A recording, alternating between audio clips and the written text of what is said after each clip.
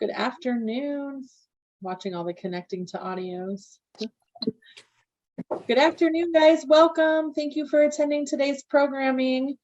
We're right at noon. We want to be courteous of everyone's valuable time. So I'm going to just do a quick welcome to you all and a quick introduction of our presenters today, and then let them take it away. So Jennifer and Judge Vanderweely are here to present today, and I want to turn it straight over to them. Hey everybody, and I know some of you might be watching this later on video recording too, so we thank you for watching what I think is an incredibly important topic for all of us, security for attorneys. I'm Jennifer Kincaid. I practice in Columbus, Illinois and 14th Judicial Circuit. I am a member of the Rural Practice Committee and the Special Committee related to rural practice. So we are all in this together as attorneys across the entire state with dealing with different types of security issues. Judge Vanderweely, I'm going to leave it to you to take it away, and I no doubt you don't need my help. So, well, welcome. My name is Mark Vanderweely. I'm a retired circuit court judge out of Rock Island County. I served as a circuit court judge for 20 years from December of 2000 until December of 2020. I retired at that point to assist a family member that needed some, that had a stroke and was dealing with the loss of a home due to a fire. So I spent the first 7 months of retirement working on her fire insurance claim. Then I started doing mediation in my retirement days. I'm doing some mediation. I continue teaching with the state, with the Supreme Court, and I very much look forward to making this presentation. I'm going to power up the PowerPoint here.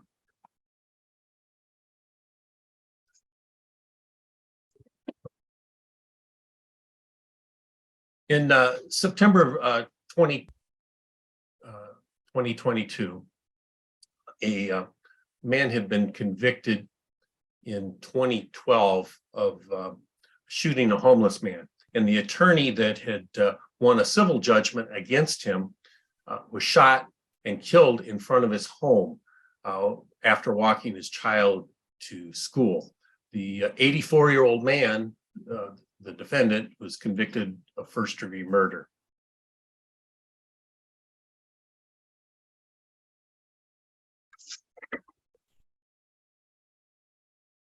Just a second to get this other one queued up.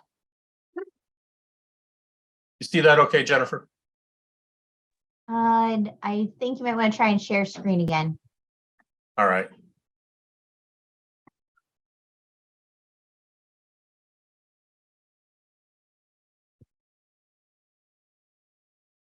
The outside of the courtroom shooting him. So good, Judge. He was upset with the lawyer. Not an unusual occurrence, but he decides he's going to do more than tell lawyer jokes. And here's the lawyer trying to hide behind the smallest tree you've ever seen while this man is firing off shots at him. The guy got shot like 4 or 5 times, yet he didn't fall. It was very, very unique and very horrific, as you were sure this attorney was going to die. And then, to wrap up this bizarre event, the guy with the gun just sort of says something to him and kind of walks away from him. The shooter was William Stryer, a disgruntled client of the victim, attorney Gerald Curry. Curry's handling of a probate trust fund had pushed the already unstable Stryer over the edge. But miraculously, Curry survived the shooting with minor injuries. This kind of thing where it always happens to someone else, you think, well, this is the thing you see on TV, but this time it happened to me. Stryer was eventually sentenced to life in prison plus 25 years.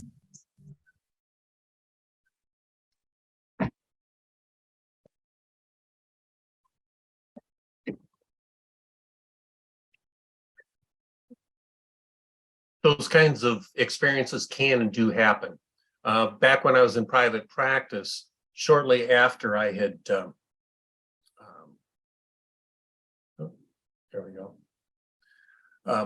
received a very contentious ruling from on a family law matter. There was an attempted break-in at my home. they never caught the guy, but it's highly suspicious based on the timing, and it was probably the respondent in that domestic relations case. When I was a judge, my home was broken into at 3 a.m. My wife had been up checking on one of the children, woke me up at 3 a.m. and said that someone was in the home. A gentleman had broken into my home. He was 30 days out of DOC, and was out drinking, went back to his old ways of burglaries. I confronted him in my laundry room, had some choice words for him that all began with F, and managed to get him out of my house. There was a physical altercation. I ended up tackling him and holding him in the street. As I'm starting to wake up, I'm thinking, man, one of my drunk neighbors is going to come flying around the corner and I'm going to die. So I got up off the guy and he took off running. What he didn't know before he'd gotten it to my house, he'd broken into a van and stolen the keys to the public defender's family tavern, broke into a judge's house, and then when they picked him up, he was 2 doors away from the chief of police house. Totally clueless as to what he had done. Also, on the bench, I've had to deal with a stalker, an individual that just couldn't let go of a case. He eventually just was banned from the courthouse. And if he showed up on property, the deputies were instructed to let me know. I've had an armed litigant show up at my house to discuss his case. And then our old courthouse was very lacking in building security. And I'm trying to be kind in that regard. I got involved with the Illinois Judges Association, the Court and Family Security Committee, because I wanted to learn more about court security. Eventually, my role grew so that in 2010, 2014, 2020, I helped the judges do a court security survey to get a measurement of what security was like for the various courthouses around the state. I eventually became an instructor for new, current, and retired judges on security matters. And then the Supreme Court adopted one of my recommendations to improve the Judicial Privacy Act. I'll explain that a little bit later in the presentation. And now I currently, in retirement, serve on the Judicial Safety and Security Committee for the Illinois Supreme Court. Most of you aren't going to be able to travel with a security detail like this. It's just cost prohibitive, and most situations don't warrant that. But your security is going to fall on you. You're not going to have paid professionals to take care of it for you. When you're dealing with the people that you regularly deal with in your practice, you need to stop and think, is this person a howler or a hunter? A howler is someone that we would claim or classify as all talk and no real action. It's the hunter that is the one that is going to try and take you out, that you have to be worried about. We're going to talk about today situational awareness. Judge, I don't think we can see your PowerPoint. Cannot? Okay.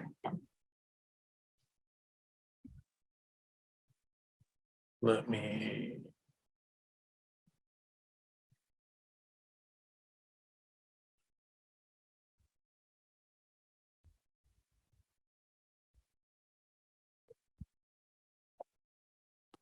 Okay. Now, can you see it? Yep. All right. So we're going to talk about situational awareness, courthouse security, electronic tracking. We'll have an interesting video to play for you in a little bit. Home security, how to hide in plain sight, and firearms. Situational awareness, that's the ability to know and understand what's going on around you.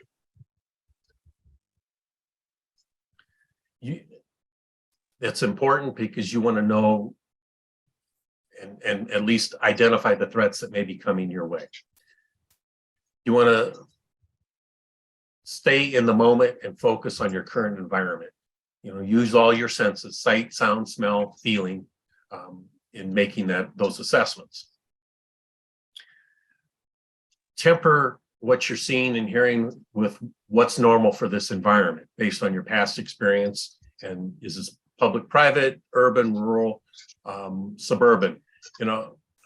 I use this as an example. If you see somebody walking down the street with a long gun in the city, that's going to be disturbing and raise alarms. If you see that out in a rural area during hunting season, that's not necessarily as going to raise red flags. Please, and also you want to identify potential dangers around you. If someone's behaving abnormally,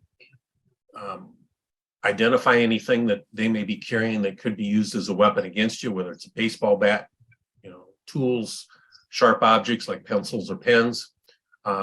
Look for a weapon imprint around their waistband, which would indicate they may be carrying a firearm in their waistband.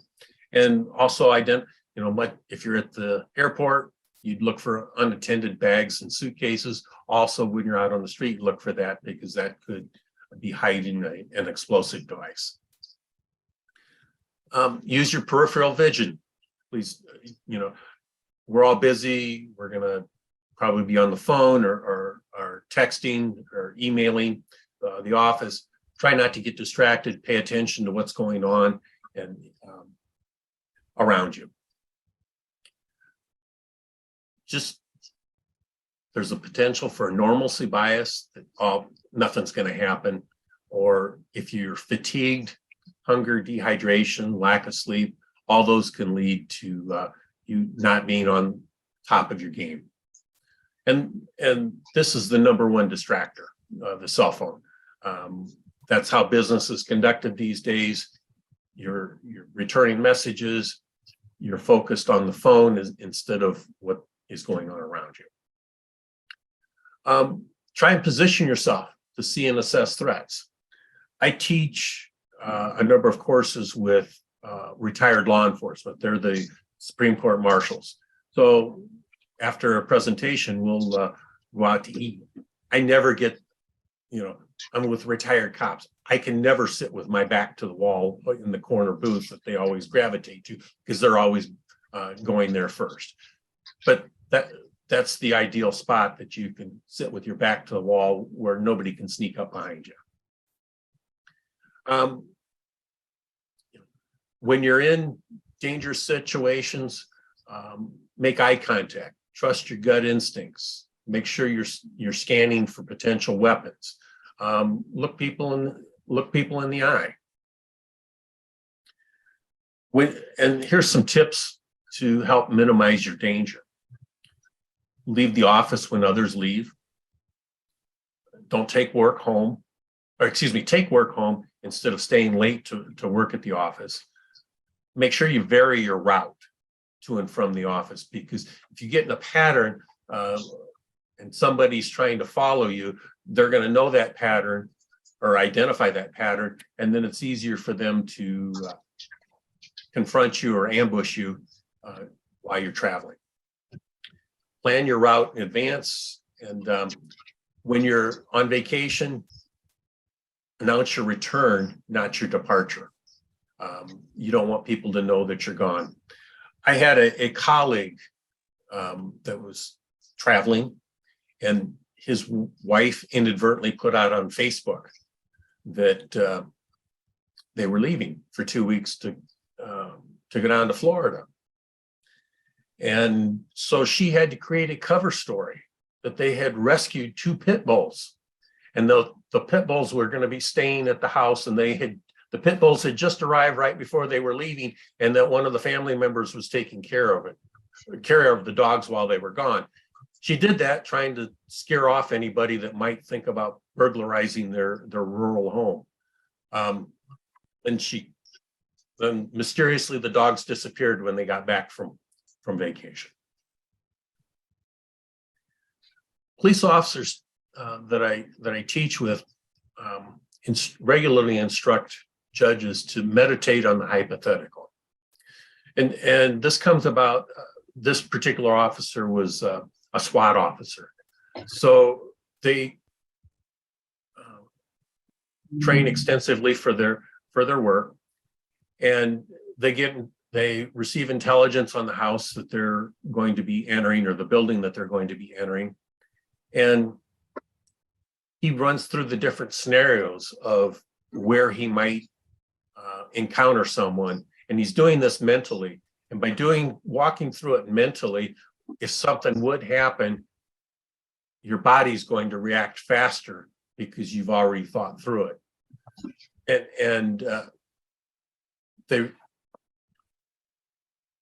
It's an important tip that they regularly share with judges.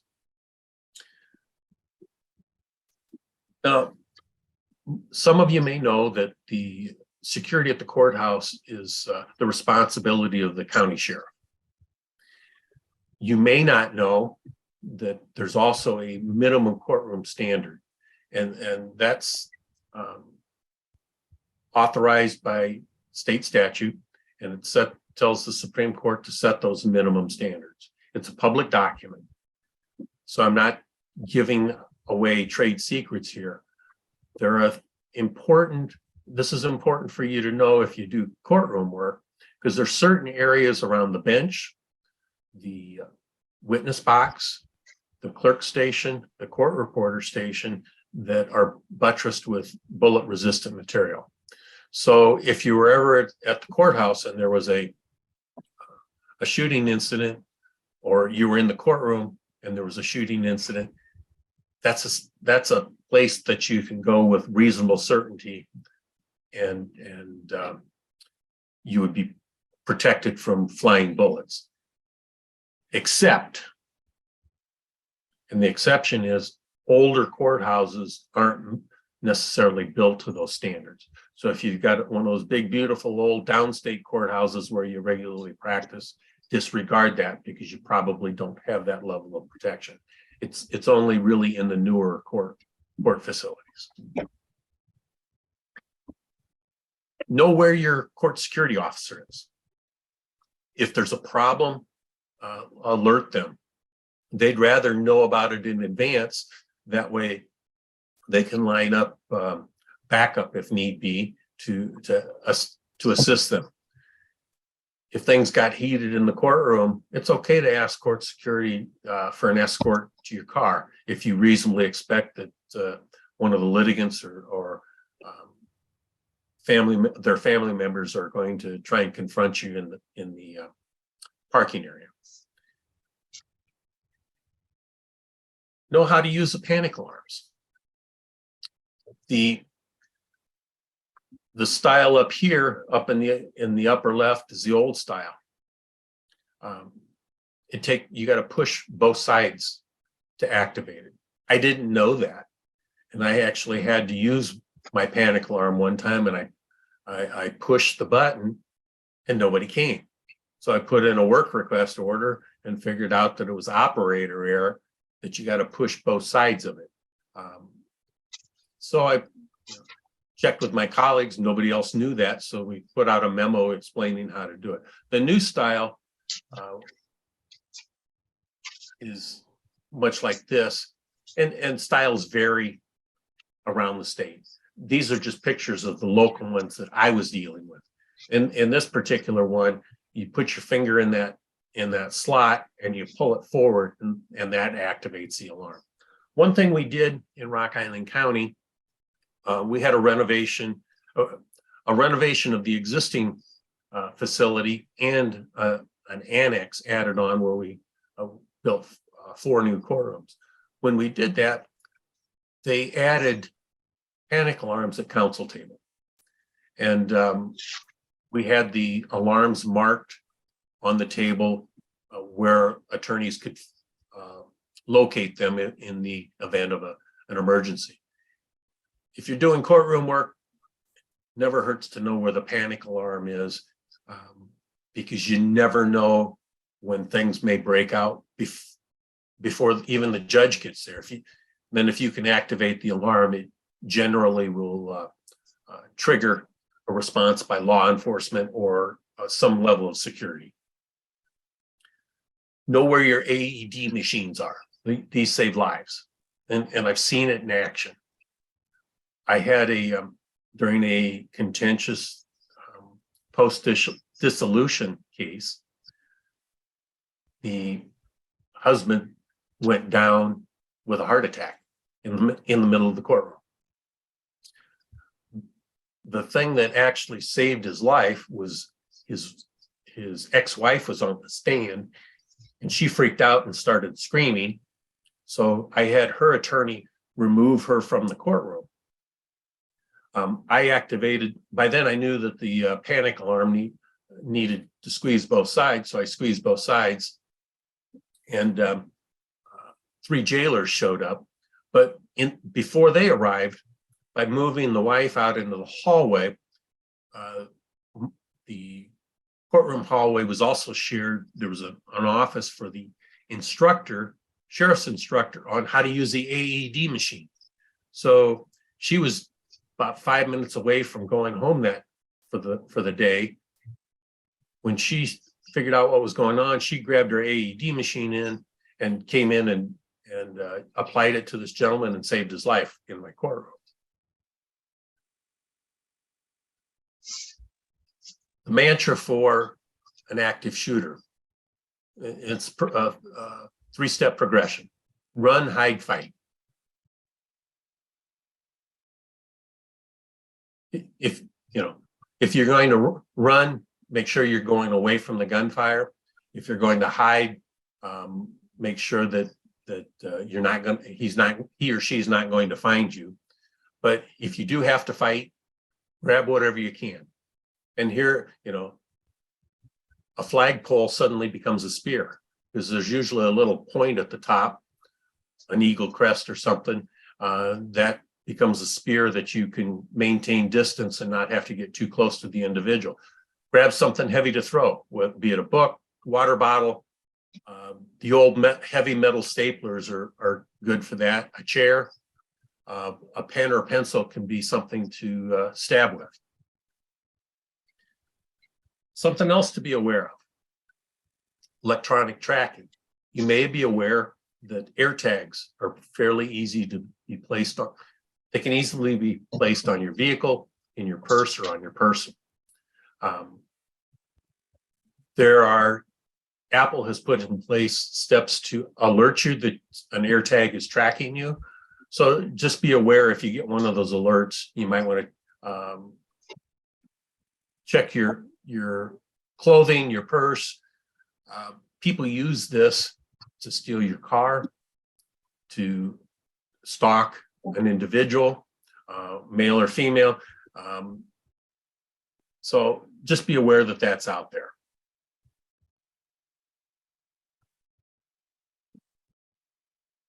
This next one, I need to transition over. See if we can get.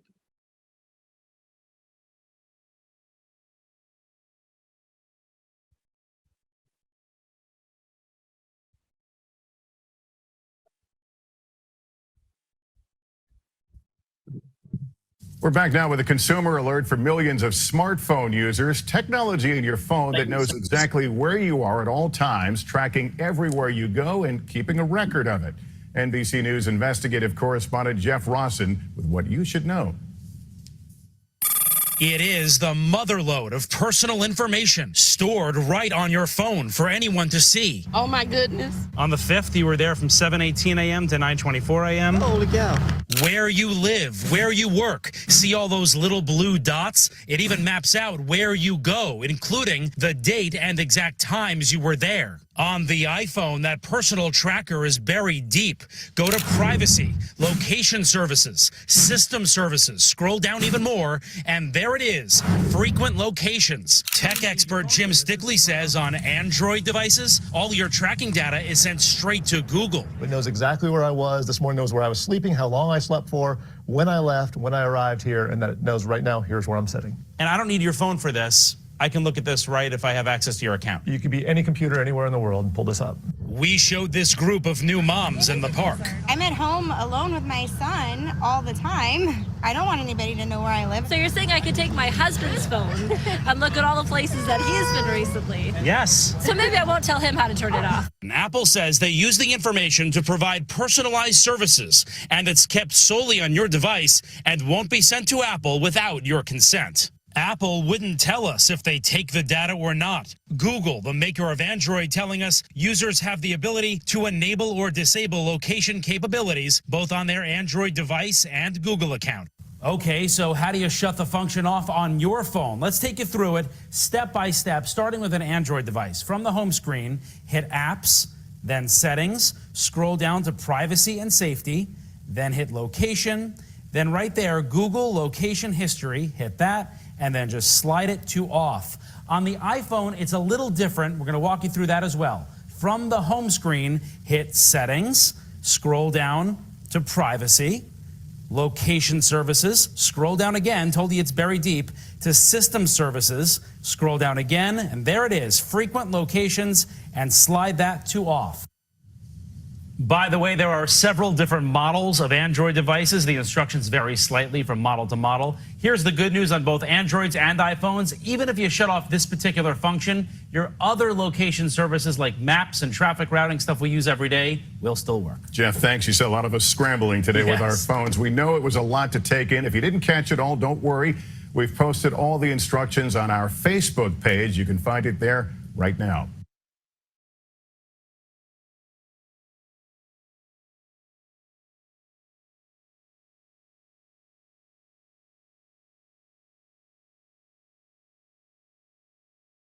So here's a summary of how to turn that off.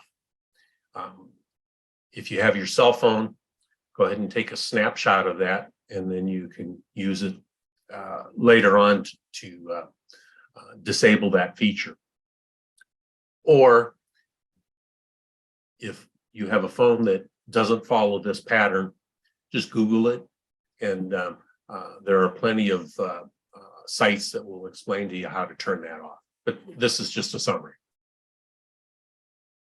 Now we're going to talk a little bit about home security. 3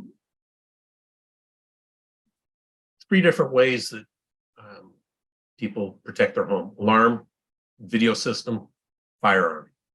And you may recall that I was involved with the security survey for the judges, and there was a pattern that developed, and I suspect that it's not unique to judges, that judges in urban areas prefer an alarm system. Judges in the more rural areas have firearms, and that generally is due to the response times. If you call 911, small rural counties, there may only at night there only may be one deputy on call, and he may be an hour away. By then the situation's probably all over with. Where in town the response time is much faster. There's multiple officers. The distance is much smaller to cover. Another good deterrent is a barking dog. It doesn't have to be the biggest, baddest dog in the block. You just want a noisemaker. The bark serves as a deterrent. It alerts you that there's somebody on site.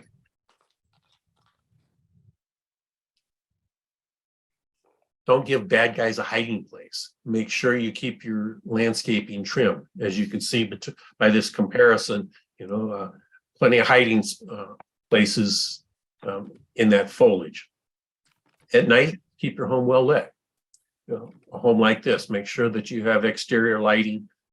Consider adding motion lights. You're not familiar with that. There's a sensor in the light that when it senses movement, it turns the light on for a short period of time to illuminate that and to alert you that there's someone approaching. And if there's a property crime at your home, don't automatically assume it's a property crime. You as an attorney, could be the real target. It could be a disgruntled litigant, a disgruntled client. Don't foreclose that just by automatically assuming that they were there to steal property. It's important to have a security discussion with your family and household members. You'll be out with them in public and at home, and each calls for a much different response. Have those discussions with them. Your presence puts them in danger because you're most likely the target, unless you've got a spouse that would be a potential target also. Then you have to factor that into the equation. But when you have small children or younger children, have a code word for them. When that code word is used, they are just to walk away. If you're in a public area, they just walk away. I know a number of judges have implemented that, and attorneys, that when that code word is activated, the family just disengages from the attorney and goes to a safe location. Now we're going to talk about how to hide in plain sight. For your public life, you need to be visible, but you want to make it very hard to find you in your personal life.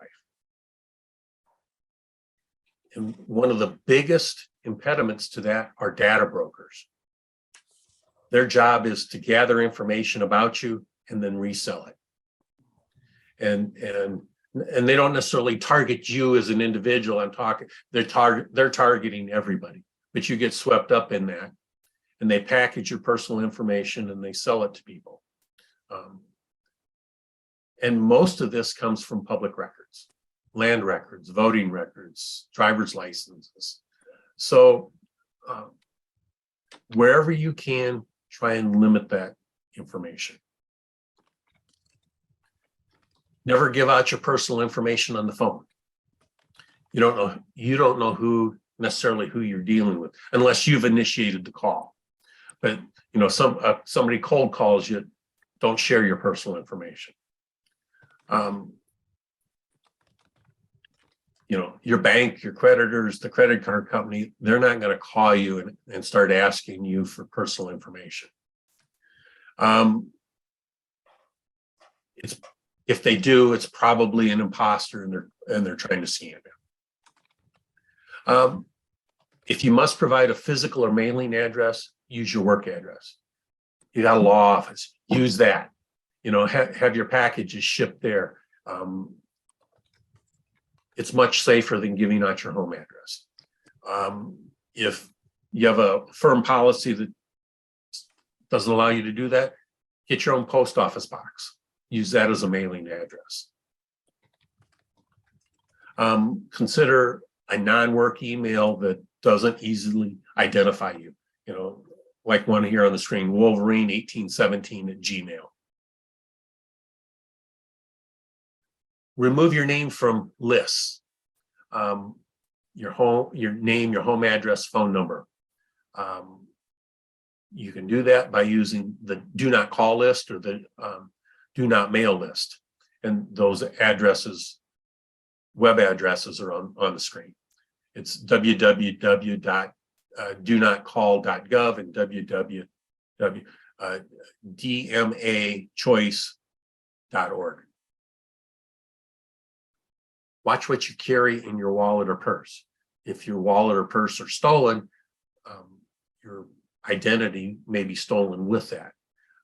Keep a list of everything that you carry in your wallet or your purse, and keep that list in a safe location, including the telephone numbers of the customer service if you have to call your credit card providers. Contests and registrations. It's just a ploy to get your personal information. Don't try and avoid entering contests because, okay, they may give away $100 microwave, but what they're really getting is your name and phone number and home address. Avoid completing product registration cards. That's another way that they gather your information. And something else, if you're involved in politics, and you donate to political campaigns, don't use your home address on those donations. Use your office address, because all that stuff goes to the election on the election code website. And now we've got, anybody can look up somebody's donation history, and then right there's your home address and contact information. Shred all documents, throw away anything that may contain your personally identifiable information. Charge receipts, credit card applications or offers, checks, bank statements, etc. And this is a website that some judges have signed up for, and the ones that have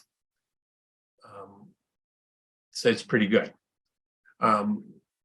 There's a cost associated with it, but what they will do, there's actually, a total of maybe 250 data brokers that aggregate this information, but then there's a top 25, the big ones that everybody, all the little ones kind of feed off of. So you sign up for this service, pay the fee, and they will work on getting you delisted, your home address and personal information delisted from those big websites. And it takes 6 months to a year for that all to cycle through, because they all update their list at different times. But after 6 months to a year, you should be pretty well off. That doesn't mean that you're not going to show up back on there. So it's an ongoing process. And this service, when you do find something that your home address is on there, there are various levels that you can sign up for. You can send the information to them, and they will work on getting that removed. Firearms. Whenever we instruct, somebody always asks, should I get a concealed carry permit? Well, that really is a personal decision. Are you proficient with using a firearm? If you're not, the firearm's most likely going to get taken away from you and used against you. You have to be willing to train constantly. And there's significant potential liability if you shoot someone. Even if you're justified in shooting, that doesn't mean that you're not going to get sued civilly. And you also have to be aware of the age, mental health, and maturity of your fellow household members. Because if you're going to keep a gun in a situation that you can get to it in a hurry, your family members are going to be able to also. And some of them may not have the facilities to be able to handle that firearm. They think they may, but you have to judge whether they really can or can't. And with concealed carry, you can't carry onto court facilities or other public places. Let me back up here. As a trial judge, I frequently met with officers when they came to my office to get search warrants. And I had this little running thing with one of the sergeants who would come in to get charges sworn out or a warrant issued. He had been in the military, special forces, and he had mentioned one day that part of his training was every time he walked in a room, he had to identify 3 things he could kill somebody with. And that was part of his military training. So it was a game we played. I said, okay, how am I going to die today?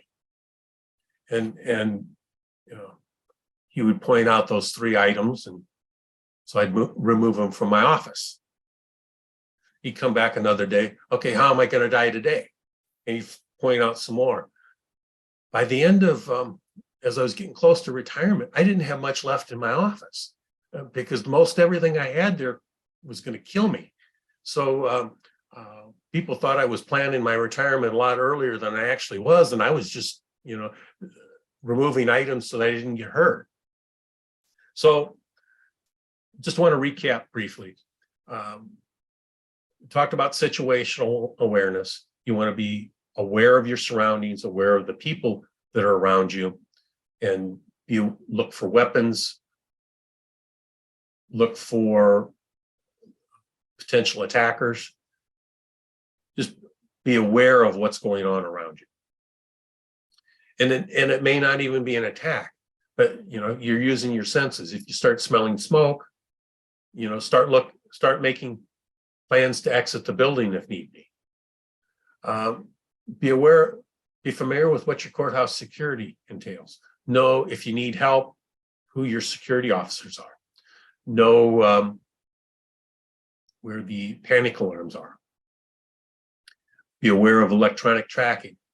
Consider shutting off your tracking. But on the flip side, I was also an attorney, and you may use that in discovery. You may be able to locate if somebody says I wasn't there, maybe they weren't, but their phone sure was. You have to evaluate whether you want to install a home security system. Try to hide in plain sight. Be visible in your business life, but very private and guarded in your home life. And then you have to make the decision whether you want to go through the training to get a concealed carry, understanding the limitations that go with that and the risk. So let us not look back in anger or forward in fear, but around in awareness. Jennifer, any questions that I can answer for you? Well, Judge, I think this group is majority of what we would call our rural practice group. So, if you're in a city center, the response time for police officers may be, 5 minutes, 10 minutes max. If you're in a more rural community, it's possible that your closest sheriff might be 25, 30 plus minutes away if you made a 911 call at your residence. What's kind of some of the thoughts or strategies for those individuals that, if they've got something going on at their home, someone's there, they have an intruder, they know the response time is going to be pretty delayed, or even for those in the rural courthouses where maybe the only court security person that's at that courthouse is, that our joke was our 75-year-old plus little old ladies that used to be our court security officers in the 14th Judicial Circuit, that, a stiff wind would blow them down. They're not really there to protect us in that situation. There might not be a sheriff there. What are some effective strategies if you're having to handle that on your own? I know you've gone through it yourself and probably hope to never have to have a physical confrontation again, but what do we do in those situations to be the smartest we can in responding to that? If you're at home, build yourself a safe room, kind of like your last Alamo, someplace that you can go and barricade yourself in and wait for assistance to arrive. And it's through a series of layers that you can slow them down if they're there looking to attack you. It could be just a burglary in progress that and they didn't realize that you were there, or they didn't care. You can make sure your family knows where it's located and then retire to that room and wait for assistance. Many rural people probably grew up hunting, so they're comfortable with not necessarily handguns, but more long guns and shotguns.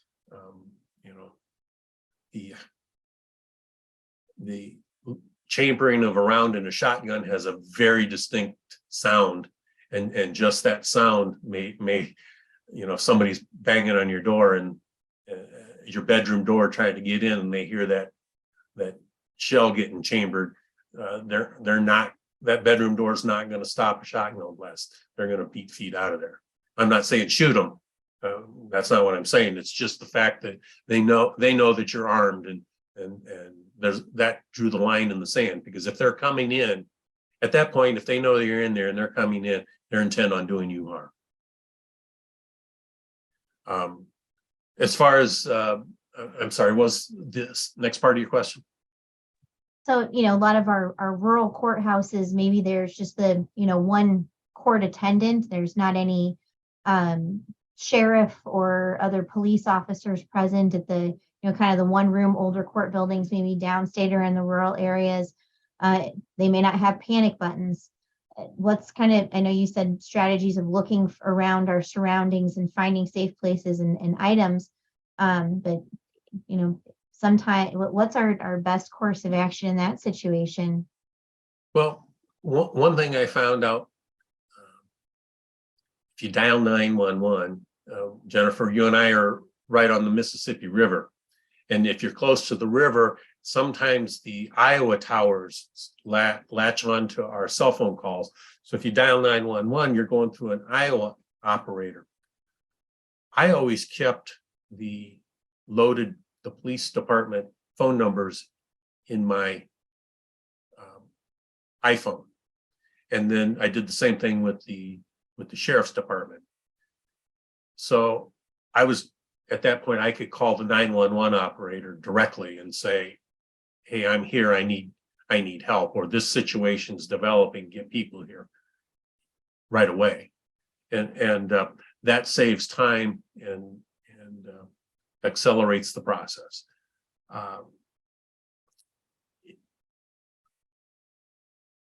I had one of those bailiffs that was elderly female, maybe on a good day, maybe 90 pounds.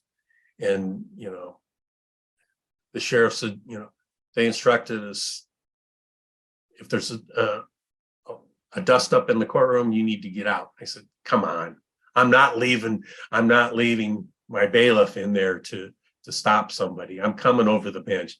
Yeah, I figured you would, but I have to tell you to leave. Yeah, I know, but I'm not going to do that. So know where your safe places are. There are certain conference rooms that you could duck into that you can lock the door from the inside. That would be a good place to go. If there is a big incident, the security is going to come and clear the building, and they're going to come around. And if the door's locked, they're going to knock on it and announce who they are, and then you'll know it's safe to come out. Any other questions? Judge, thanks for doing this. It's really, Yes. This is all really helpful, and it's stuff that, it's scary to think about, but we really do need to think about it. I have practiced in roughly the same geographic area for about 20 years, and you're talking about, panic alarms at the courthouse and things like that. And it made me realize I don't have any idea anything about our courthouse security, except, there's a metal detector and there's deputies wandering around. So it almost seems like it'd be a good idea if you do regularly practice to just maybe get a little bit of that information. If I had to, I don't know if there's a panic alarm in our courthouse, but if I did have to push it, I would not know where it is. And generally they would be on different courthouses, have different panic alarms. Some don't even have panic alarms. Some of you just have to when you're down there, have a conversation with your judge and find out what his or her feelings are on you having knowledge of where it's at and using it in an emergency. And it's simply explain it to them this way. Judge, you might be having a medical emergency on the bench. If I need to get help for you, where's that emergency button? That's a good idea. and that, that's a polite way to get the information, and it very well may be at the clerk station. Judges are going to be, they're not going to like you rummaging around on their desk if there's an emergency. I mean, an emergency you can, but the clerk station may be an easier place to reach. And if you can get your county board to upgrade your court facilities, encourage them to add panic alarms at council table. And you also want to know who's going to respond. For Rock Island County, it actually rings to the jail. It doesn't ring to security. It rings to the jail, and jailers respond. They do that because that station is manned 24/7, where court security you may be working late as a judge, and security's already went home. So there would be the alarm down at the security station that, hey, the judge needed you, but that was 2 days ago. Yeah, and that's also a really good point about working late, because I can tell you I've worked late in my office and been the last person many times. So it's definitely something to kind of think about, and try to be, certainly if you have to do that, being really cognizant of your surroundings and making sure we had to go through and really revamp the lighting in our parking lot and stuff to make it, better lit, those kinds of things. Yep. So good ideas. And COVID actually forced people to work remotely. And so that was one of the benefits of that. And with cloud documentation, you can pretty much pull up your working files anywhere if need be. And I'd much rather work from home if I could, rather than working late at the courthouse. Our courthouse, my chambers was directly above the jail. So, if one of those individuals did happen to escape, I didn't really want to run into him in the hallway. On a lighter side, the Williamson County Courthouse, which is close to where I am, used to have the jails people like up above, and then like they had sewage problems, and it wasn't so good. So they had to they rebuilt everything. But yeah, definitely. One thing I did find above them than below them, I guess. Well, one thing I did find, there was somebody that they had jailed there for about 6 months that could actually play the drums pretty well, because he was pounding on the pipes and it was resonating throughout the whole complex.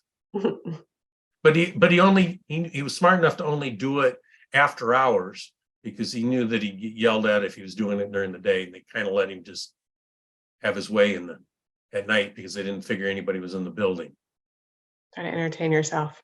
Yep. Any other questions I can answer for anybody?